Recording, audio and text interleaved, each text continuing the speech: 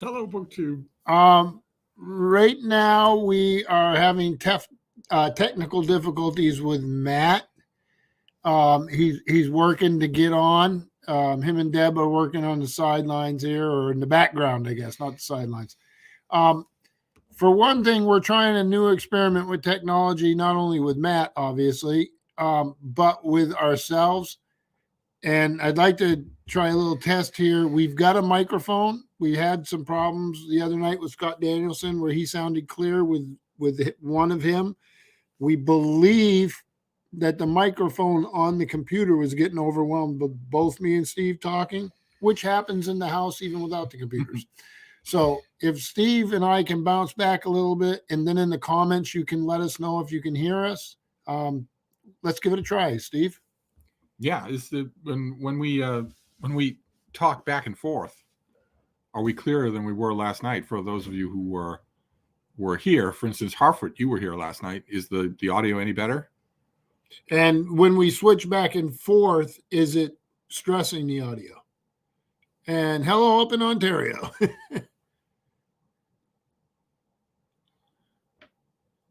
Loud and clear. Okay. Okay, good. Scott. Thank heavens for small victories. Good day from snowy Ontario. It's about to be snowy here as well. This weekend we're getting a storm. So now we'll work on getting Matt on board, and I want to talk to y'all. I've been watching Matt since his channel started, so this gives us a chance to introduce him. Both Steve and I know his channel well, and obviously a lot of you know because he lives in one of the, what are they called? A tiny house. Tiny house. Yeah, it's fascinating. He's a great booktuber, and I'm hoping this works out. This is the problem with the technology, but let's face it, 40 years ago, you and I would have thought this was magic. It's amazing that we're even worrying about it, but you make an event like this, you come down to the wire, and then someone's equipment doesn't work, and it's very frustrating anyway, even though this is all Star Trek stuff. Yeah. So, I mean, it's great to hear that the audio is better. Everyone's commenting on that. That's good. Fantastic. So you can't see it. We've got the we got the microphone here. I had tried using it in a tablet and it did not work well, but we're using it here on a ThinkPad, and at least from what we can see, what everybody's saying, that it's okay. We're going to get Matt and Deb time to work this out. I'm really, really, really hoping he can be here. But I'd like to talk a little bit just to everyone, not to keep you all hanging, a little bit about what we've been doing here. Now, Steve and I have done book hauls, but I work all day, and Steve works all day, and Deb works all day, and the kids are in school. So a lot of times we're not doing those things. But in the evening, we've been having a lot of fun. We watched Wheel of Time. I'm not sure what episode. Do you know, Deb? What's our latest one? 6. We watched 6. We're up to 6 now. 6. Yeah. And I'm reading it. I think it's the first time I've read it. I don't know why I thought I read the first volume before. You've read it. I read the first volume twice now. Okay. Thoughts? I was tremendously more impressed the second time, 25 years after I read the first time, than I was the first time. First time struck me as just overladen, and also an element in epic fantasies that I cannot stand, which is condescension towards people who aren't wizards, who don't have a magical destiny. That drives me crazy. Actually, you Tolkien purists out there won't like this, but Lord of the Rings is full of that. Tolkien's portrait of hobbits is pure condescension. But you get that even when you don't have hobbits. You always get rural folk who have, cows and chickens, and there's always a good wife who runs the local inn and has a stern look to give to the running around boys. That's all. It's so obviously done by writers whose experience with rural life extends only as far as the farthest western stop on their subway line. That just drives me nuts. And it's not as pronounced as I thought it was. When I read the book the second time, it's not as pronounced. And there's some sharp stuff going on there. There's some sharp stuff in the first book. I'm going to plow on to the second book. I know I will, because we're watching the show. And we were talking last night. The show is different, very different from the book. and you just have to roll with that. If they're both doing a good job, then But you they're just different. yeah. Yeah. Like I say, I think it's my first time around. And obviously, hi, Tom in LA Books. Obviously, it's a big deal.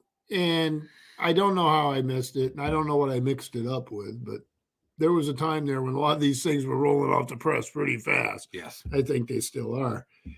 I find myself able to read the book, see the differences, appreciate the book, and appreciate the show, because I do. They're two different art forms. I understand that.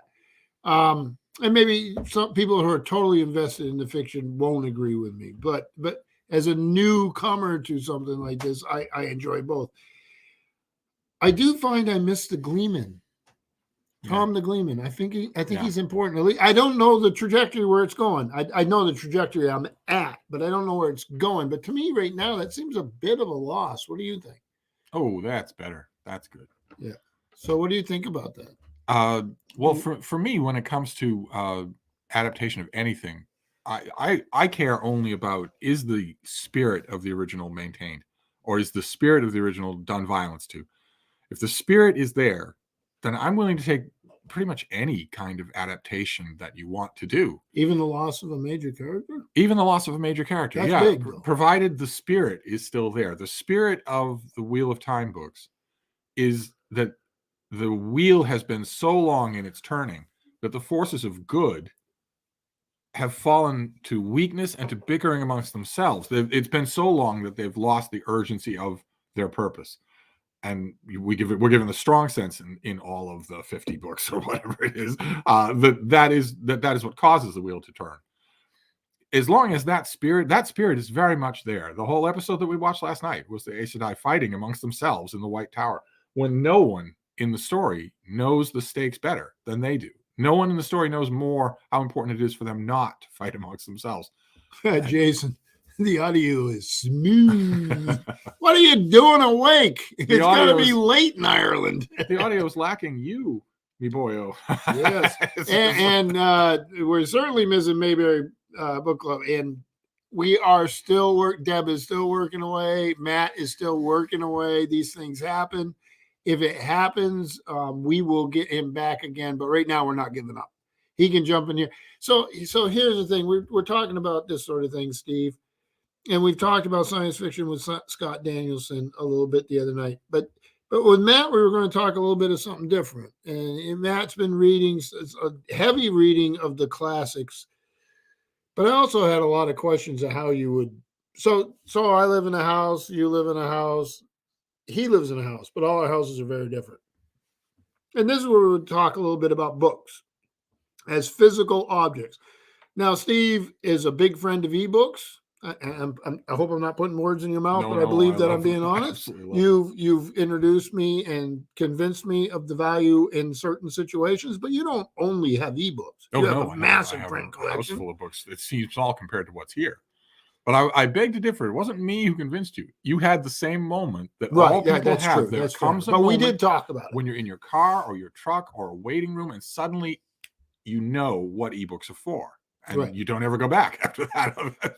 Right. Because I think what we get in technology is these big corporations. So I'm a librarian, and they spent 20 years telling us print books are going away, and print books sell now more than they ever have. They tell us the younger generation would never read. They read more than any generation that's ever existed on the planet. They told us those generations will only want ebooks. They read print books more than their parents did. It's never true when the corporation who's selling you the object tells you doom and gloom for their competitor, right? It never is. But people are complex in their lives. You have layers. You may ride your bike, but you may ride the bus or the subway to work, or your own car. You may ride a horse on the weekends, right? A lot of people do. There's a lot of horses in the world, and yet you don't ride them in the battle, I'm hoping. But the complexity is there in the layered life. So I think the younger generation actually has a wonderful thing going, because they got an added layer with the ebooks. They got a valuable value. And we talked with Scott last night about audiobooks, and he made the point that it's not the same as reading. you have an intermediary, an actor. But we've had that with TV. We've had that with radio. That's another added layer of value. But the ebooks Right. are a real value. Right. There's a certain stubbornness on the part of the fans of audiobooks on this basic factual point. No one is criticizing or looking down. But if you, in 1965, if you'd watched the TV version of Les Miserables, you would not have told anyone that you read the book. Right. So but I see Leo's question about the new Lord of the Rings show. Will it be true or different also? And again, for me, the key is the spirit. If the spirit of Tolkien is maintained, then I don't care how many changes they do. I'm not in the group of people online who are willing to die on the hill of black hobbits. I don't care about that at all. Oh, Jason's praying for us. I thought he said immortal, but I see it says immoral. It's probably a slip. Oh, I doubt it. The key with the Tolkien on Amazon, the most expensive TV show in history, will be the purpose of it. Is it to convey the fantasy, the good versus evil, the epic good versus evil of Tolkien, or is it to push a political agenda? And that, I think that'll be obvious in the first episode. We'll see. I'll be right there to watch it happen. Yeah, it's interesting though that. So another thing about that whole thing with Matt at Mayberry Book Club. So you're in a tiny house and he has a large print collection. So he has to curate it and he has to weed it. He has to decide what stays. You talk about that with your little book room, with what makes it into the room, what doesn't. I maybe need to do a little more here so the building doesn't collapse. You could look around at this room, you would all be laughing at him saying, maybe I need to do a little pruning. But it's not just that I have my little book room. It's that I've watched 1 million walkthrough videos of tiny houses. Just 1 million of them on YouTube. I've watched 1 million walkthrough videos. But they're so small, it doesn't take long. It doesn't take long. And they are also the focus of some amazing engineering creativity to squeeze a lot into a little room. And the one thing none of them ever have is books. None at all. Never. But Matt does. Matthew has a huge collection in his tiny house. So being an old sailor, when I see tiny houses, I think boats. Yeah. Oh, that's very much every square inch is accounted for. And I wish we had Matt here right now because he's living it. He's still trying. We still see on the screen Deb and him are working away. We'll get him here. We're hoping. Oh, if not this time, then next time. Yeah, but I'm hoping this time. So it's just such a strain because we have such a hard time talking. I mean, you and I, we're such daffodils. How on earth will we fill the time with chatter if we don't have someone else here? So to answer all the rumors, yep, he's wearing pants. Well, it's 15 below free. 15 below zero. I'm going to put pants on for 15 below zero. Yeah. So yeah, this has been cold. 25 below the other day. That's Fahrenheit, and that's not counting wind chill. And there's other places in the world that are just as cold. But when you take out Frida, it's a bit of a challenge. I took Frida out last night for her last just bathroom visit outside. And it was just unbelievable. It's just incredible. Yeah, although there was an upside. As I've mentioned this a few times, you don't see the belt of Orion any clearer than you will in the woods in freezing cold Vermont. There's no interference whatsoever. No light pollution here. Yeah. And on a clear night usually means a cold night. It can be bitter. We saw... I'm trying to encourage Steve here, but I'm trying to be careful what I say. So, because he walks out at night here, and he has to bring Frida out at night. Are you ready to be terrified? Maybe I'm going to be quiet. If any of you want to message me on Voxer, I'll tell you what I saw the other day. I didn't, Sam. I know there's wildlife around here. Yeah, we saw a pretty good-sized coyote right around the corner. Oh, yeah. Oh. Okay, this is one thing that wouldn't terrify me. The little coyotes work for me, so I don't have to worry about that. But I know there are bears around here. Oh, well. Yeah. Deb saw one right down the road when we moved from the old farmhouse to here, even older house, and she had one running in front of the car. But and that's sort of the nice thing, right? What's the most accurate historical novel that's also readable? pretty good point that you can think of. That's a pretty good caveat. That's readable. Yeah, it's the deathly caveat. The more accurate you get, the less readable you are. Yeah. So you can get something that's very, very, very accurate. The one that always comes to mind, the perfect example for me of a famous historical novel that is incredibly accurate and therefore incredibly unreadable is McKinley Cantor's Andersonville. Right, that was huge. Though. It was a huge sold. It was all in the history clubs and the book clubs and whatnot. But it's just a mess. It's just awful. Killer Angels is what Scott's recommending. Yeah. Michael Shara moves things around a bit, but if you're familiar with the 80 million firsthand accounts that were written by participants of Gettysburg, you will see echoes everywhere of their own wordings, their own imagery, their own things that maybe one witness saw, but that Shara thought that's too good to lose. And I don't know that this witness is wrong. Yeah, so that'd be a good example of something that where you're not, but you're sacrificing a lot of accuracy there because Shara goes right inside the brains, the thoughts of the people, of all of his characters. And a boringly accurate historical novel won't do that. As you can tell from all the eye rolling, I'm a much bigger fan of historical fiction that takes liberties. It's not history, so I'm a much bigger fan of historical novelists gilding the lily a little in order to goose the drama. So we talked the other day in the truck. So everywhere we drive is 45 minutes minimum, right? There's nothing here. The biggest towns are like 200 people. And it's hard for people to wrap their head around. And I've lived in other parts of the country, United States, where people told me they lived in the country and they don't. But Steve is used to it. We drive along, we have conversations, and, one hill looks like another, I'm sure. But we were talking about James Michener. So we both read a lot. They were very popular when both of us were younger, although you're still pretty young. 28. Yep. We talked Centennial, The Source. Maybe neither one of us were great on the travel book. Iberia. No. Yeah. But he had a way of dealing with that mass complex of information. Yes. And he didn't let it break it. No, he didn't let it break it. And his way was the perfect way to do that. The perfect way to make the impulse that historical novelists always have is that since I have spent 20,000 hours in my university's research library, I had better make use of that. That research had better show up in my book. And the way to break that impulse is to have someone else spend those hours in the research library, and they hand you the material. Then you don't feel feel compelled at all. Michener had a bunch of people do the legwork of his research later. And early he had to earn his early spurs. he did it himself, right? But once he had millions of dollars, he did it. He had other people do that, and and that's why his earlier books don't tend to be like that, right? You have Tales of the South Pacific that won all sorts of major awards. Doesn't read like the Michener of Chesapeake or Poland at all. But the Michener of Chesapeake and Poland doesn't read bad because he didn't have to justify all those hours in a library. He just had to pay for them. I think he was very disciplined, and I think he knew his limits. Where is it that you can go and see his typewriter? Is that in Hawaii?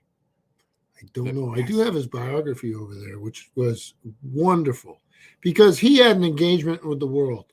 He was of a generation where that mattered. And of course, he was in World War II, right? The world had sort of shifted. What do you mean, though? You mean his autobiography? Yeah. His own memoir. Yeah. Shamefully, there hasn't been a major biography. Oh, no. He's I know I have friends in Poland who absolutely adore his novel, Poland. So it means he had to get some deals right. Because how would you, if you failed on detail, who would know, right? But what is this? What I'm hoping that I'm reading it wrong. The most important book of our time is One Flew Over the Cuckoo's Nest. What time is that? Between 5:10 and 5:15 on a bad Thursday? Oh, Ken Kesey, yeah, a little. I mean, everybody's right to you. It may be true, and maybe to a lot of people. I'm not going to. The important person is me.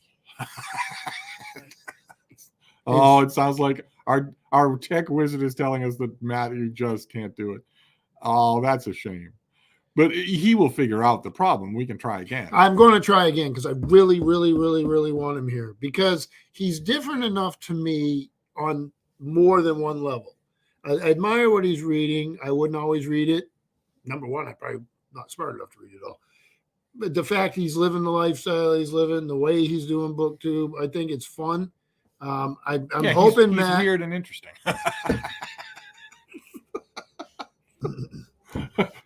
Mark's using the diplomatic way of saying it.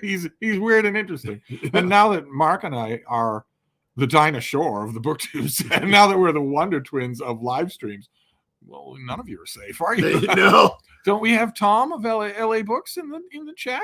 Maybe Tom should be the next live stream. Is there a way to get him to jump on? Tom, are you willing to jump on if we can get you on here? No, he's probably Tom gone just already. said, I threw my computer away and I'm moving to France. None of you is safe. Oh, Shogun's good. I love Shogun. When I was younger, James Clavell was one of my favorites. Yeah, absolutely. Great fun for reads, but well, I agree. I like Clavell. Sometimes you see these massive runs by an author, right? And you can't get bigger than him. I mean, there's been people who've equaled it many times, but what's that? Yeah. Matt, we're really sorry about this. It's just one of these things that works this way. I think if you have time over the coming weeks, we do some experimenting and see what's causing it. Have you tried not being a loser? Oh. He's probably thinking the one person who calls me a loser in the world that proves I'm not. Yes. The one person in the chat who's just a senior citizen enough so that his interest perked up at the mention of giant runs. Oh, Tom's not at home right now. So we can never prove that to not be the case. We can't prove it. Yeah. Tom just faced his own Dante trip. I didn't say that these live streams would be voluntary. Oh my gosh.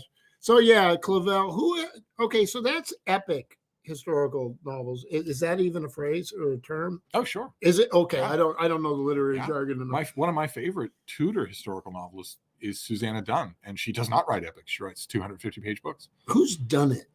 Who's the last name? Is there one? Dorothy Dunnett. Yeah. Dorothy Dunnett. Yeah. I have not read those. Series that are you will love them. You will absolutely love really them. One more than the other, but you will love them. I'm not sure. Did you ever read the Poldark novels? Yes, you did. And did you like them? Winston Graham. I read the first 3. There's like 8 or 9 of them, right? There's a long one. Yeah. I thought they were wonderful. I watched the older Poldark series on PBS, but that was a BBC production, right? And then I watched the beginning of the newer one, and I'm thinking, why did you have to remake the old one? And then the new one was great. The new one was great. So is there something about him that translates to film easy? Oh, now, Lonely Bookshelf. Alan, is it Texas where you can go and see Michener's typewriter? Why do I want to say that's Hawaii? Where you can go and see his typewriter? Maybe. Were you escaping my question? No. What was the question? What was the question? Remember. Oh, right. That's right. The new improved Poldark series had far more men taking their shirts off. That's not what I was saying. I could swear that's what you were saying. No. I was saying, is there something about the novels that lend themselves? Oh, yeah. to They're big, broad brush things. Okay. You definitely couldn't do that with Dorothy Dunnett's books, either of her series. They're very cerebral. So you go to the producer at BBC in that time, right? And you say, I have these novels by Winston Grooms, and they're about Cornish tin mines. And then the BBC producer says, well, let me pay all your expenses. Well, I shouldn't say that because the BBC has magic. I read Robert Graves' I, Claudius before it was a BBC production, and I loved it. But if you had asked me, can this even be filmed? I would have said, no, absolutely not. There's no dialogue. There are no dramatic scenes. So no, it couldn't be filmed. And yet it was filmed brilliantly. The BBC did a brilliant job. I watched that series, I think when it came out, and I had not, I was too young to know who Robert Graves was or to have the experience. And was it Livia? Yes. Terrified me. Yes. Absolutely terrified me. Cian Phillips, who was at the time Peter O'Toole's wife.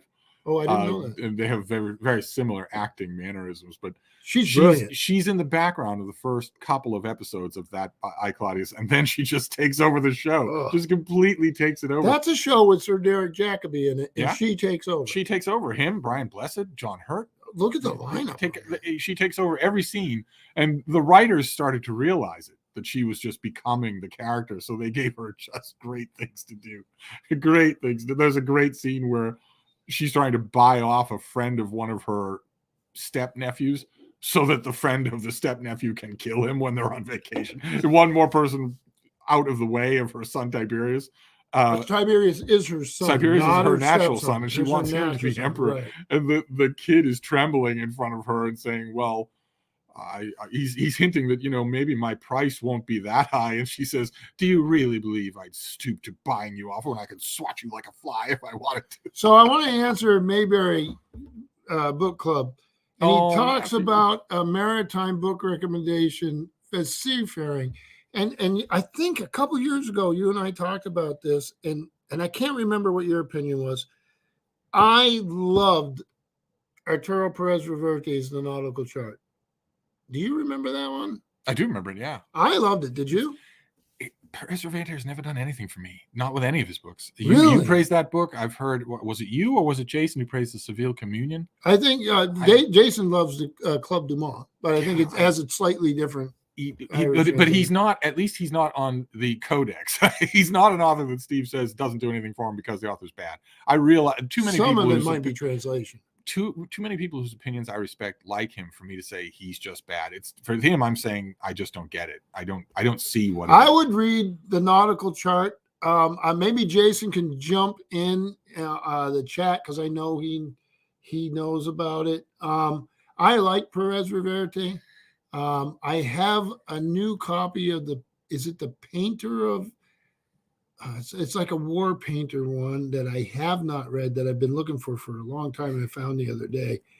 So Perez Reverte, he's sort of a major figure on the world stage. Oh yeah, he is. Yeah, it's sort of like the Bernard Cornwell, maybe a little higher tone than that. Higher tone than that. I would say closer to Saramago. But Perez Reverte was a war correspondent. Oh really? Yeah, he's a major story.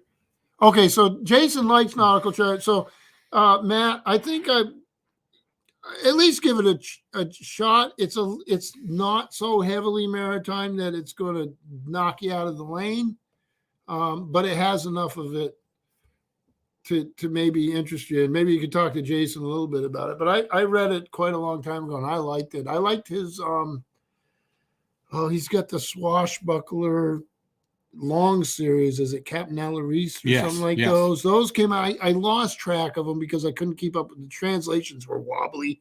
They would come out irregularly, and that's probably just the nature of the beast. And I like those, but I think I heard I don't think it was Old Blues, maybe it was, who didn't like them. So not everybody likes them. Your moral path is clear. If Steve said the book stinks, and Mark and Jason and nay, all the world said that it was good, you would know the book stinks. But if Steve says the book is, I don't really have an opinion one way or another, and Mark and Jason say it's good, then your moral path is clear. And the odds of Steve not having an opinion, as somebody sitting here next to him, I can assure you, is really slim. Steve, what do you think about the shape of the planet? It's not round. Different. It's an oblate spheroid. Oh God! But they're very patient up here. Very, very patient. We're not patient. We have help. Because what Mark said at the beginning is right, and not every host gets it. I do work all day long. It doesn't look like work, but I am. To me, it does. It is work, and I've had hosts that said, "Oh, come on, you're not working. You're just typing." And I've often wanted to say to them, well, if you believe that, then do what I do and have an editor pay you for it. There's a lot of people who want to do it who can't.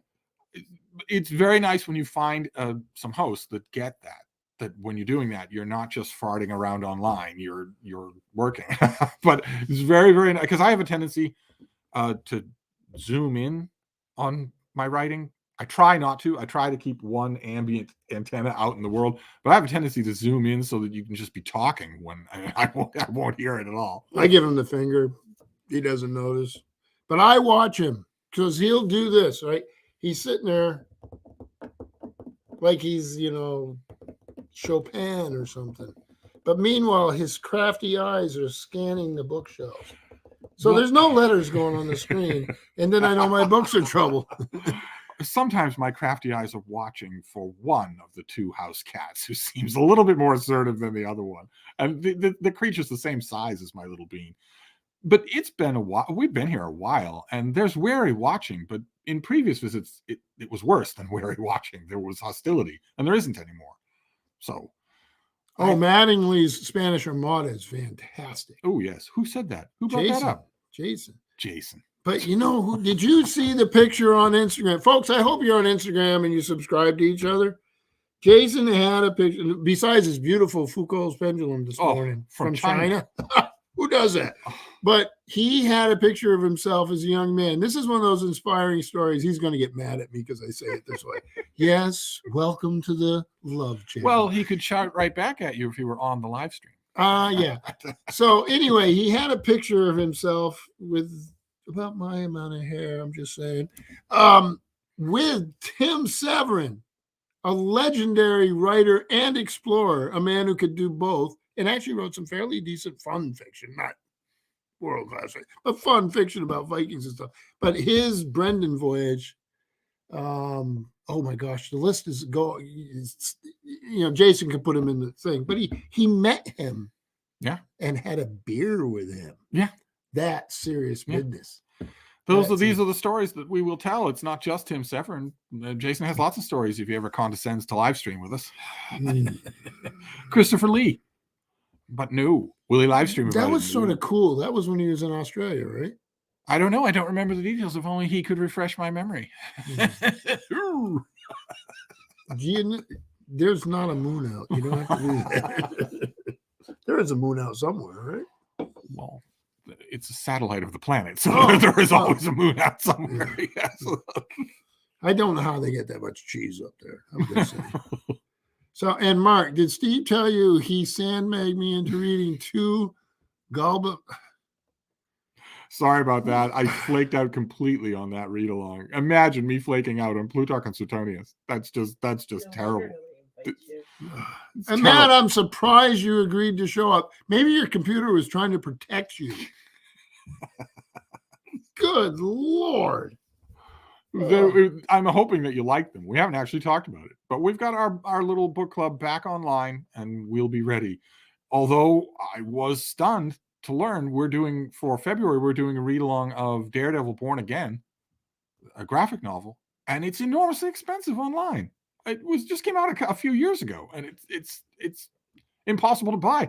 I said in the introduction in my announcement video, you can all just go and get it for $5 on eBay. That is definitely not true. What's killing him? So he gave me my copy, and now I could pay his rent for 3 months, and I won't give it back to him. I can't believe that. And it's not the only example. I came across an example just today of a graphic novel collection from 2019. That's $175 now and out of print. Yeah.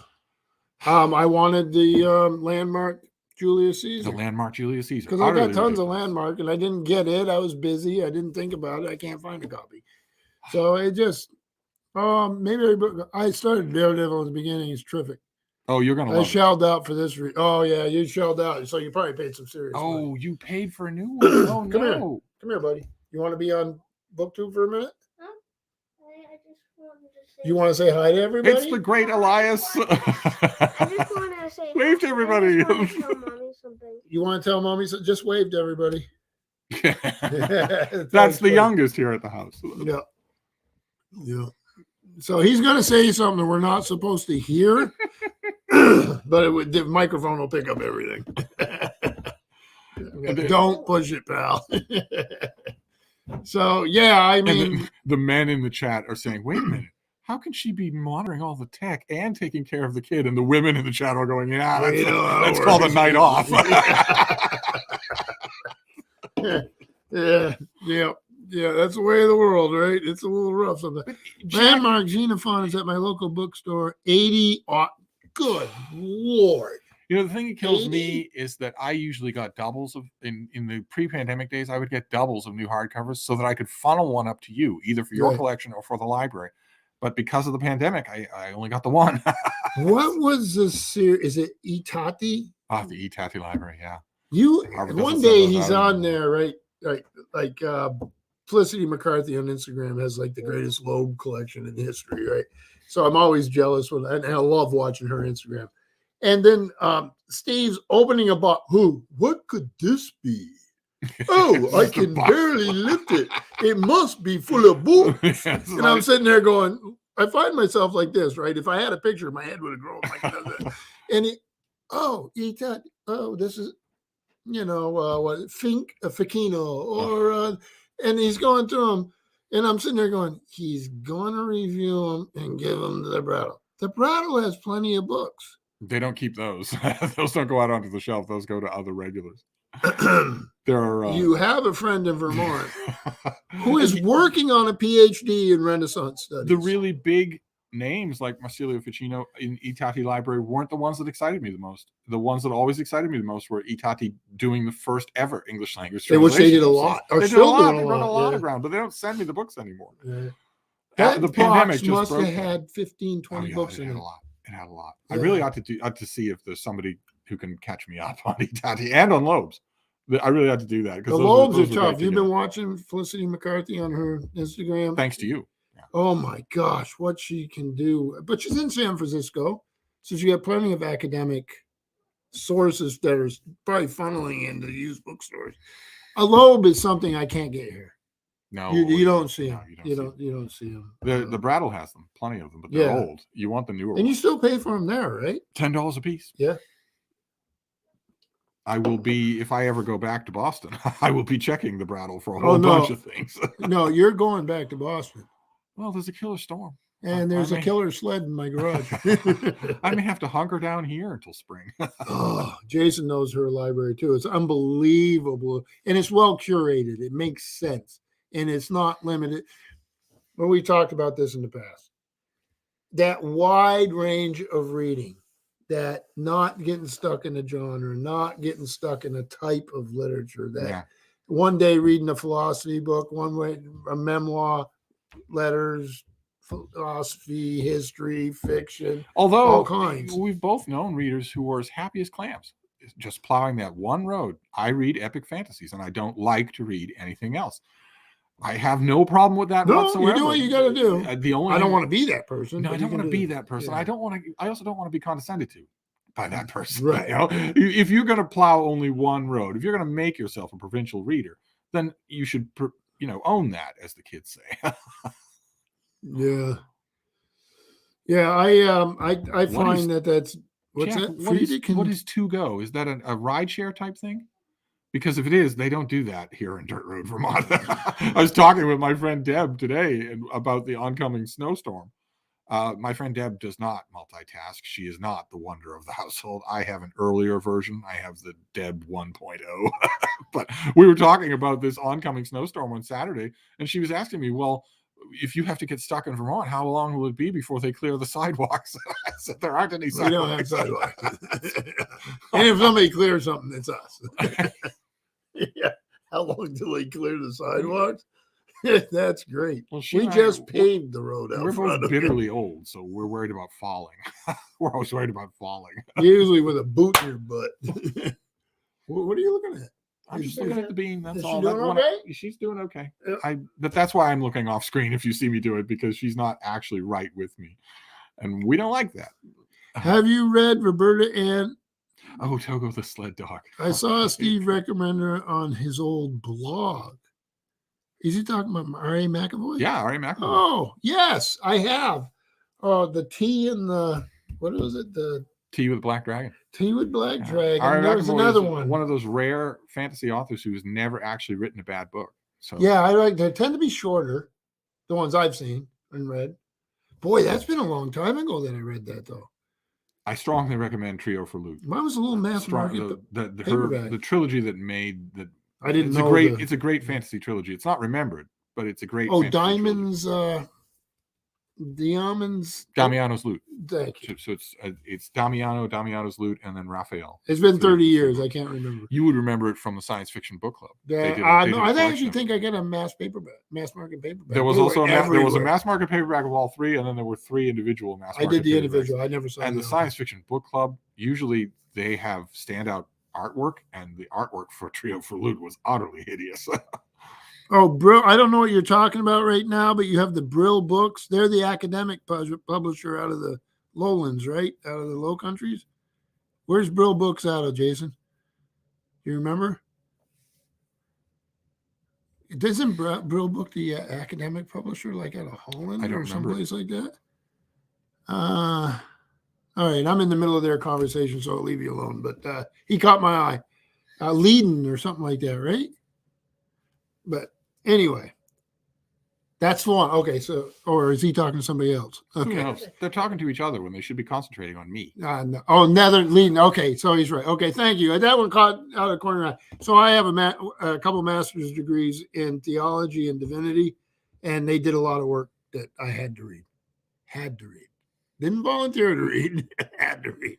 But we had a funny conversation at Bridgewater. So Bridgewater is the place where Steve and I go with Frida, because Frida is like a superstar in this thrift store. They love It's her. a gigantic woolen factory made out of wood on a river, because that's what powered them back in the day. It's couple hundred years old. And on the 3rd floor of creaky steps, I mean, you can hear yourself going up the steps. Frankenstein will love this place. We get up there, and there is a quarter of it, maybe not more than a quarter, but that's a lot of space in a big place like that. It's a books. huge place, so Yeah. even a quarter is a lot of room. So Steve had a wonderful lady there that was his and Bean's friend, right? For years, because you've been coming here for 4 or 5 years now. And we would go up there, and I would be like in the back going, hi, I'm here. No, you're not here. Get out of here. But it gave me an advantage. I get in the back and look at the books first. But that doesn't always work either. Didn't work this time around. This time, in the last few times, there's been this lady there, and your great friend hasn't been there, but this lady has a very strong German accent. And we were talking, and she asked us if we were going to sell the books on eBay. Remember? And we talked to her a little bit, which is reasonable. She probably sees that all the time. Made my hackles go up. Not against her. Not against her, no, Right. But the very idea. I hate those creatures so much. They I just can be hate them obnoxious. So much. But anyway, Steve had to bring Bean outside. She had a long day that day. There was a lot of traveling. She's a trooper. Yeah. So I get to talking to her. She has like a doctorate in theology. She talked to you about that to keep her mind active. She was now into mathematics. And Steve does this. What on earth? There's like a lens goes over his eyes. Although we should pause to second Jason. All of you who are in the chat who have not subscribed to Criminology, you should go and do that. He does have a great channel. Jason is right. And he did a video about his horror collection. Even if you're not interested in horror, you're still going to want to watch it. As an old law enforcement type, the minute I hear the name of his channel, I want to visit. Yeah. So anyway, we got in a great discussion with her, and she was fascinating, and she was the same. She just fell in love with Rita, and we had a great time. And The Bean is very, very cute. And she yabbers. She's not cute in the special Doesn't she? needs way that my Basset Hound was. She's cute in a very outgoing way. My Basset Hound was very cute too, but you had to sort of go to her. Frida goes to you. In fact, we were out on the side road just at sunset, and we were walking down the road, minding our own business, talking to each other, and a car pulled up. Someone pulled up in front of their house. And Frida knows that if a car slows down and stops, that means a person is going to get out, at least one person. So she just stopped. I would have had to drag her. She just stopped right at the door of the car. The woman who was in the car saw that this little dog was just waiting for her and laughed her head off. Opened the door. Frida screamed at her, jumped up on her, got the love she wanted. And when she's done, she turns her head away from you and just pretends you don't exist. Then you are dismissed. You can go. And so because I'm friends with him, I have to deal with the police chief. The thing that I have to acclimate the house to every time is that for Frida, every single arrival of yours is brand new. So you can't come into the house and say, "Oh, I greeted Frida this morning," and then just go about your business because she's going to vibrate and scream. You have to go and greet her every time. This is learned behavior, because when we leave and come back, Steve does the same thing, right? Screams, want to be greeted. It's just too much. But It'll decrease the longer I stay. something will decrease. Well, I don't know what's going to happen. This is one of those rare variables. Nor'easters are hard to track. They're hard to predict. So we have no idea what's going to happen on Saturday. Ordinarily, if it weren't a nor'easter, if it were a storm that weren't being fed by the ocean, if it were a storm coming in from the west, then we would know what was going to happen. Boston would get 2 inches and Vermont would get 10. But now it's actually looking like Boston might get 12 or 15 inches or more, and Vermont get hardly anything. That's because I'm a wizard and I control the weather. I have a white That beard. giggling you heard was our tech support who has seen Mr. Wizard here trying to navigate the TV remote. I'm not even really good. It's at not that. exactly all that impressive. Yeah, I watch a lot of TV. Yes, he's sort of hoping, he's wishing that the TV remote would work like the Ace Shaddai's. Yeah. Shape. You know, if I get smoke on my arm like that, that really means I need to jump in the pool. But all right, so we've been going how long, Deb? 46 minutes. 46 minutes. We probably wore all of you out. What do you think? You ready to go a little longer? Or? Fine by me. Well, yeah, I don't want to. I know, like Jack O'Hara, that's the point that I was making. I have wonderful hosts. They recognize that I need to work, and part of my work is reading. So I get, if there's bad weather, I will read. I will do a lot of reading anyway. Well, that's a good point, right? So, like, I remember as a little boy, I wanted to play outside, go see nature. A lot like you. You went out with your dogs, you saw the world. That was priority, not reading. Oh, no. Right. And I was the same way. But here in Vermont and in other places, it's not just unique here, but I'm just talking from my own experience. Be it rain or snow or whatever is wherever you are. In those days, we got like one channel on TV if it came in at all. And I would sit and read on those days. Robert Louis Stevenson, whatever. Those little Blue Hardy Boy books, because I was not young enough for I was of a different generation for the originals. But, and I thought with my kids, and you see them with the video games, you see them with TV, and this is another thing where it's layered. I thought, well, the reading's done, right? It's not true.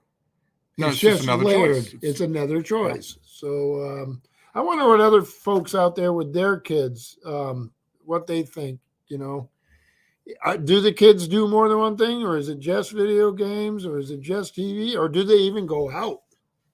I mean, we worried. I mean, my son today is cross-country skiing everywhere. I mean, the kids go out, but, my dad, if you were inside and it was good weather, he thought something was wrong with you, right? And you grew up in a place where that was probably also similar, right? I was never inside. Never inside. Never at all. No. Because it was a package deal with 10 dogs, and they weren't allowed inside. So I was never inside. Okay. 1 in 10 Icelanders has written a book. Weather does it. Well, yeah, that's a little sort of an extreme example, but it's true, right? What a book people they are, too. What is the name of that holiday they have where they give books? Yola Buckaflod. What you call me? Although Jason's one to talk for literary people. Right. You can't swing a dead Guinness bottle without hitting a poet. Yeah. Oh, my gosh. Question. What's that? Oh, you've got a question? Richardson, why do you think people read more now, having so much content and distraction? I'll handle this one. All right, Junior. I think letters and literature, I mean, let's face it. It's not, I'm not going to have the definitive answer. They do. The statistics are there. The studies are there. Every little kid by a certain age can almost text. If they're not texting a message on a phone, they're texting their device to tell it what they want to do. You know what I mean? They've got to, if they're playing Pokemon on their little screen, they're interacting in a literary way. They're using letters to do these things. It's amazing to me when my all my kids were little, they'd say, Dad, can you come here and interpret this on my screen?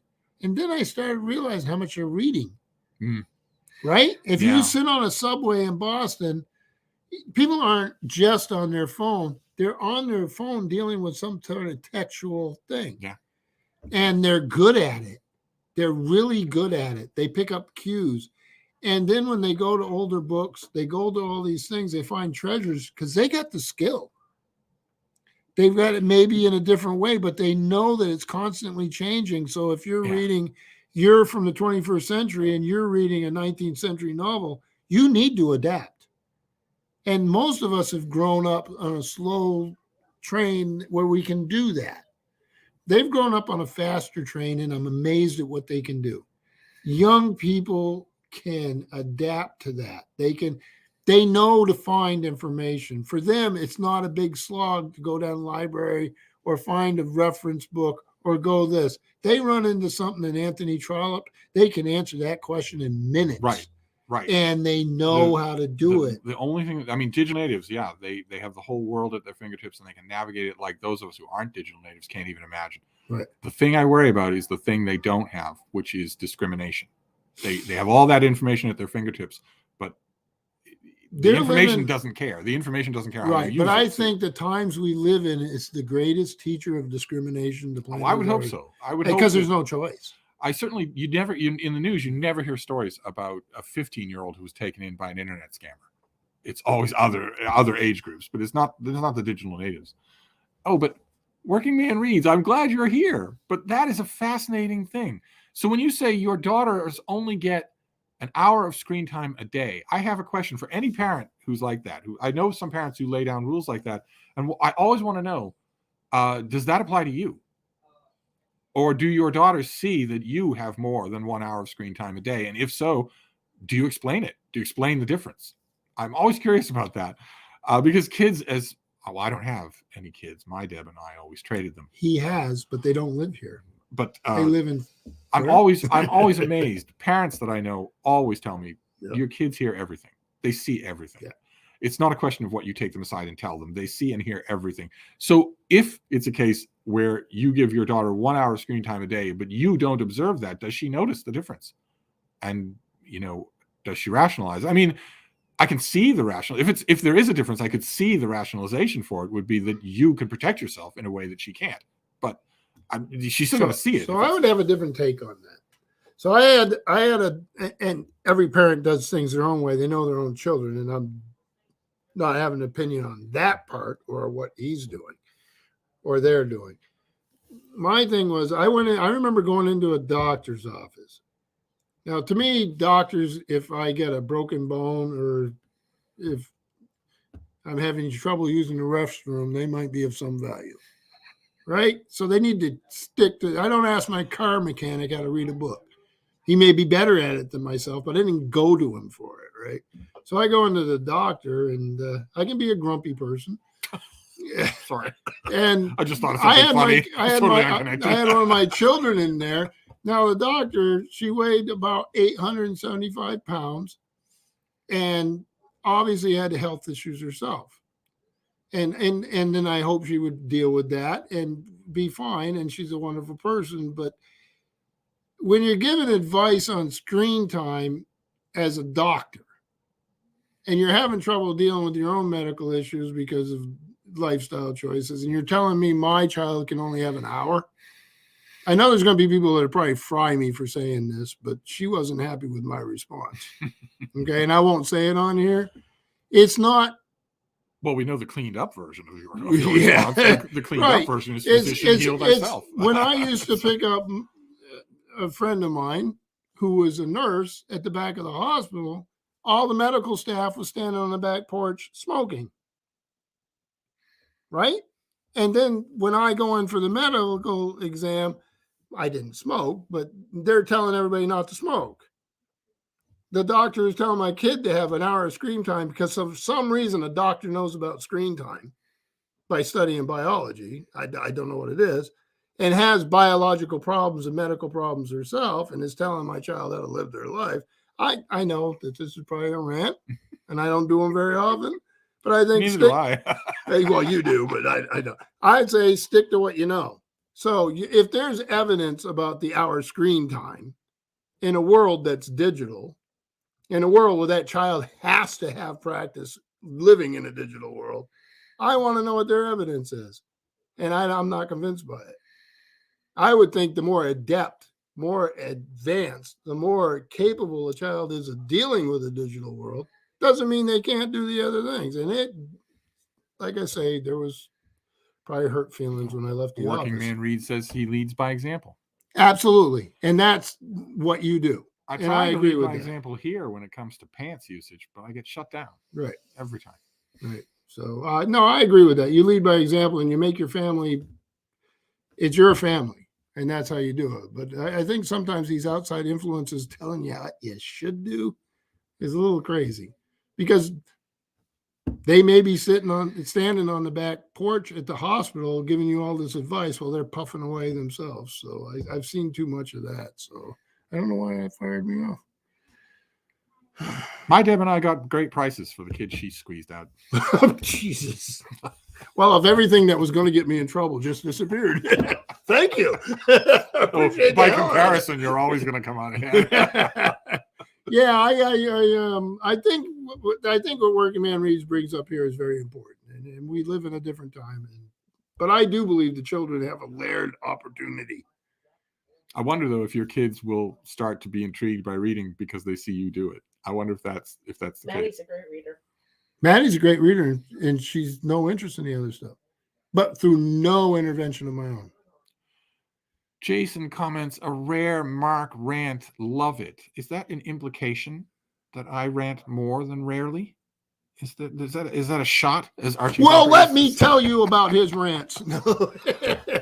I don't think I ranted on video today. I Oh, don't yeah. remember. It's all a blur, but I don't think I did. So if he didn't rant today, that means at least that's 8 times a day he didn't rant. If I get snowed in, we might break the 10 video a day barrier.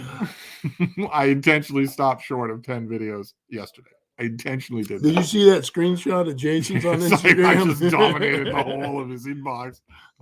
Jason, you Favorite mentioned- Robert Heinlein book? That's tough. not for me. No, But it's not for you. Good. Go The ahead. Man Who Sold the Moon. The Moon is a Harsh Mistress? No, The Man Who Sold the Moon. It's Okay. it's a novella, but I love it. Just Okay. absolutely love it. Unless, am I getting that wrong? Is that not Heinlein? I'm not remembering that wrong, am I? He did write The Man Who Sold the Moon. Scott Danielson, step in. Is Scott still here? Yeah. My favorite Heinlein when I was young would have been any of the juveniles. Like, he did that whole series. Who was it? Yes. Was it for Putnam? I think so. Yeah, it was that. I think Have Scott space Danielson. suits, Yes. yeah. Okay. Thank you, Scott. We knew we'd hear. Yeah, from okay, you. thank you. We need needed you. Scott sometimes. Sometimes the memory goes a little bit. I would say Moon is a Harsh Mistress. I like Time Enough for Love. I'm not a big fan of Stranger in a Strange World. I don't really like it much myself either. Not To me, really. it dated. Some of his stuff does date, but everybody's does. But no, that one, Farnham's Freehold was a little weird. I would almost tend to say that the juvenile stuff dates It's the be- least. I would think it's say that better It's myself. it probably remains some of the most enjoyable stuff. Weird Although was when- Glory Road. When it comes to Heinlein, nothing beats the movie adaptation of Starship Troopers. Nothing beats that movie. It is incredible, absolutely incredible. Where you can have the entire left end of the political spectrum saying that it's biting edge commentary and satire on a fascistic future, and the entire right end of the spectrum saying this is the greatest movie ever made. Yeah. Heinlein was. So we're running into a little bit. Sean D. Standfast is, I think, making sort of a historical document with this whole future history project, because he does stuff on Asimov's biography, Asimov's other stuff to supplement all our readings, and we've been doing that. Yeah, Strangeland did start a religion, and I see he started to read Astounding by Alec Navala Lee. Remember that volume? And you and I have talked about it in the past.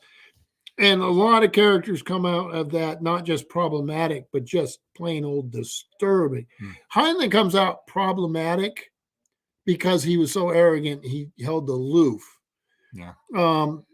Asimov, you sort of have a little pity for because he was so inept. Yeah. Socially inept and just foolish, but didn't he almost at his death, he's the only one who really comes out like redeemed because of how he dealt with AIDS and fought his family, even though they overruled him when he couldn't defend himself. It's a terrible story. But and some of those people there, when you grow up with the golden age of science fiction, you grow up with these things you admired. That was a book that really rocked some of my images of those people. Really was tough. I don't think any literary group would fare any better. I mean, well, you know more about that than I do, but I think that's probably true. The world has so few perfect people. I'm reading. Let's I'm reading that face it. first volume of what's his name's Evelyn Waugh biography, the 2-volume. Oh my God, the name of the author's gone right out of my head. It begins with an S. It's right over on the shelf with it. Anyway, I'm reading it, and it is so shockingly disturbing and crushingly cruel. How they treated people and him, how he treated. It's almost, I would have never known. And the names, if you want to talk about every other name you know about from that time period, it's stunningly horrible. Yes, yes, it's stunningly horrible. I mean, on a case where now you would probably go to court on some of the things they did. Well, yeah, that whole generation of authors were beaten half to death by their schoolmasters. That's not. I don't think that's legal anymore. Is that still legal in the UK? Well, what they did to other people themselves. Yeah. Oh, they were horrible. Oh my God, it's hard to read. And then you sit down and say, well, I'm not going to give up the literature. Some of the works that came out of it are worth reading, but it's elephant in the room, right? Yeah, I know. Yeah, but you have the works. So you have the works. But I think that's same. You have the works, and also the grotty stories are made into great books. That Waugh biography, that set is great. Oh no, I know it is. Alec Navalny's book is great too. Yeah. Well, Alec Navalny's book wouldn't be what it was without the story. So we watch a lot of that stuff. Graham Greene was not an angel either. That's probably could say that about most of us. But that's Jason. Have you read all the volumes of the Sherry biography of Graham Greene? Did you work your way through all of them? I took people were worried that the author biographer wouldn't survive the experience. It took him much longer to write the book than Greene had a career. I'm wondering. I don't think I've ever met anyone who's read them all other than me, and I don't know if anybody's ever plowed through them to find out. I have a thing for multi-volume biographies, so I get this problem a lot. I do that with letters. I was so hoping that huge, every big volume of that came out, I was hoping every time that it would, the cumulative effect would make me like Graham Greene. And it never did. It never did. He's just another one of those authors where I can't say he's bad, but I don't like him myself at all. I did that with, I came late to this, and I know you read it years ago, but Gerald Durrell, Family and Other. Yeah. And then I'm looking at Lawrence Durrell going, and that's his brother writing and not even trying to take him out. Right. Not even trying to compete. Right. Right. And I'm sitting there going, I like Gerald. Yeah. I don't know everything about it, right? I'm not talking about a biography, but I'm reading his work and I'm saying, wait a minute, I read the Alexandria Quartet because when I was coming up in the world, you sort of read it.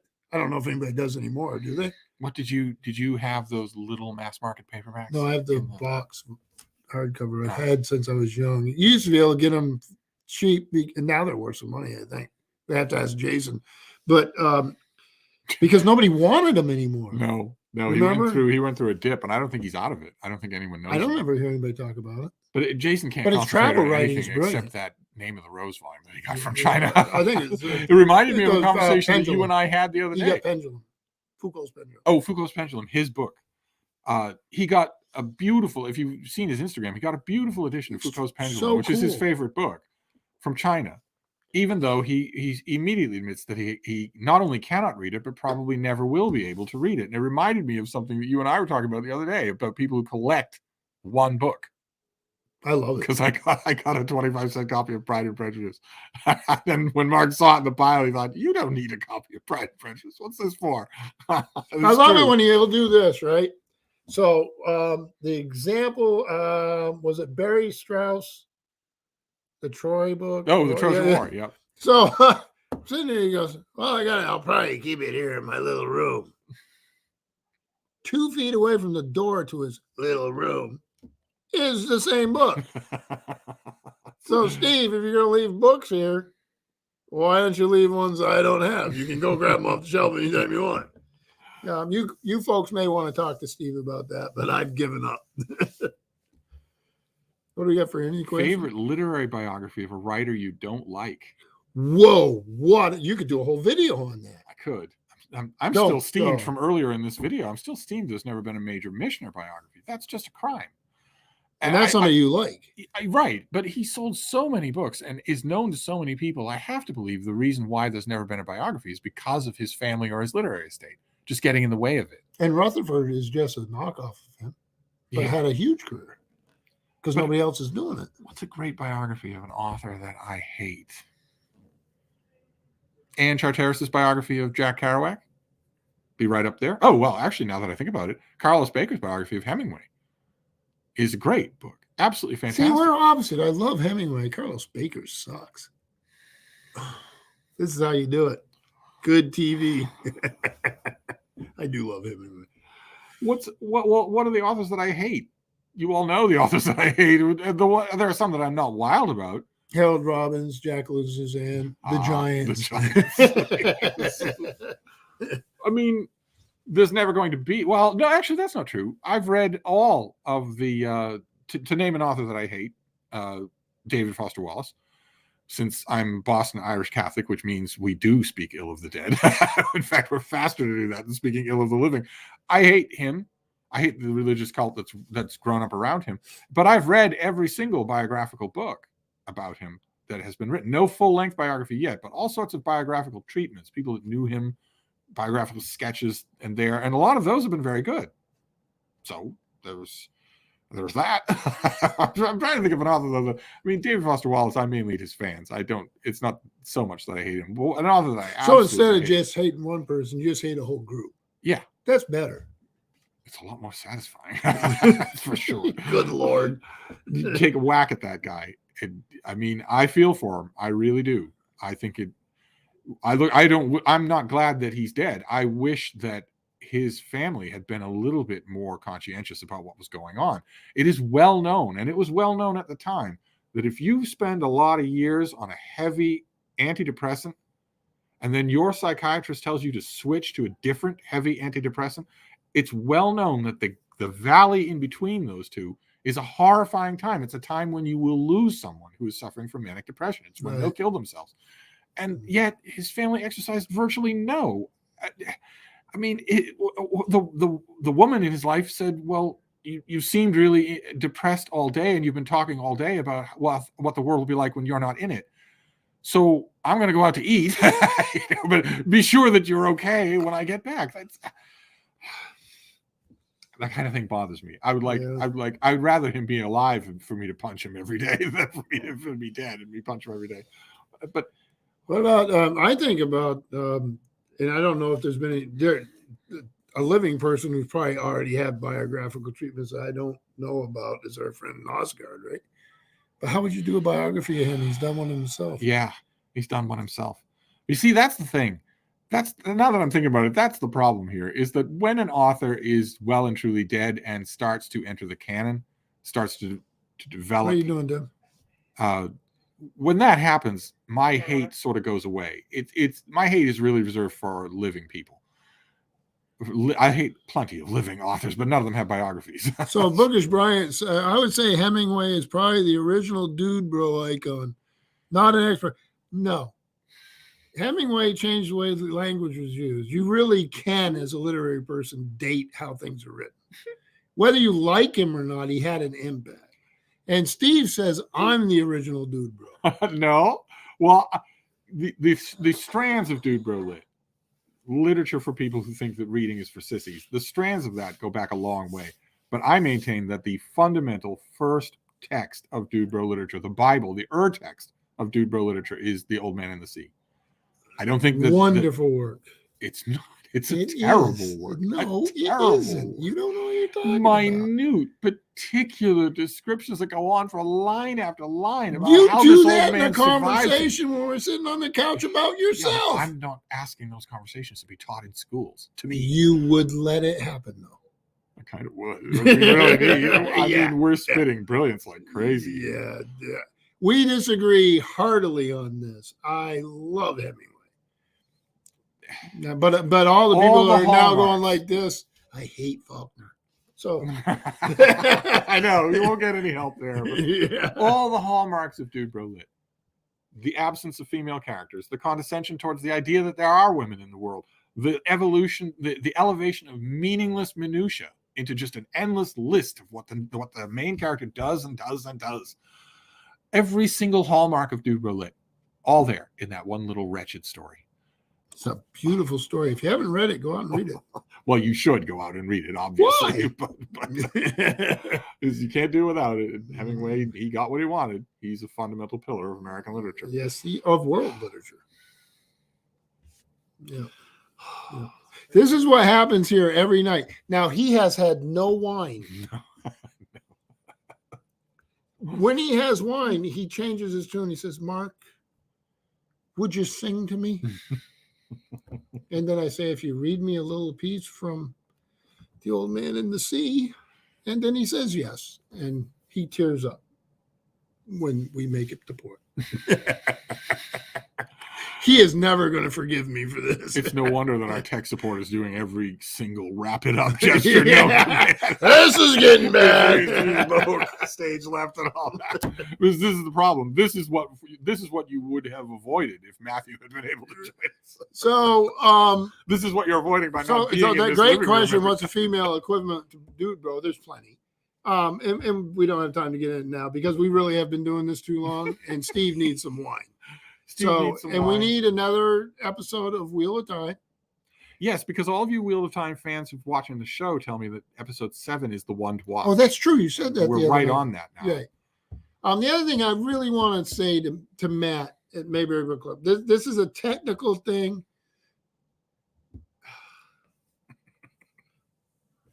This was a technical issue. Love your channel. Love the whole story. I really want to get him on here again. Yeah, it'd be great. It's too bad that God obviously hates him. Maybe you should switch your pets. Might do a lot, huh? Jason, when you get a chance. Oh, no. Don't haul in the theological big guns. We're going to need a little help, okay? I need you to talk to Steve. I've tried. It doesn't work, He gets mad and he calls me an Englishman. So, yeah. I think I heard our tech support say, oh, they need a little help, all right. Yeah. So, Matthew at Mayberry Book Club, and I'm sorry to everybody who couldn't be here because it would have been fantastic instead of us rambling on. You are getting here. What you all are is trapped in the back seat of the big red truck. Yeah. So we do this all the time, and I apologize. And I'm going to wake up in the morning and go, oh, my God, what did we say? Oh, And just remember, the internet never forgets. yeah. Well, I don't apologize. I was brilliant, as I always am. exactly as he always is. And I want you guys to think about that. So anyway, thank you, everybody. And we'll do it again after Steve is gone. Amen to that, brother. All right. So thank you, everybody. So long, Booktube. Bye. We'll do it when Steve is gone. I love it. Well, the solution's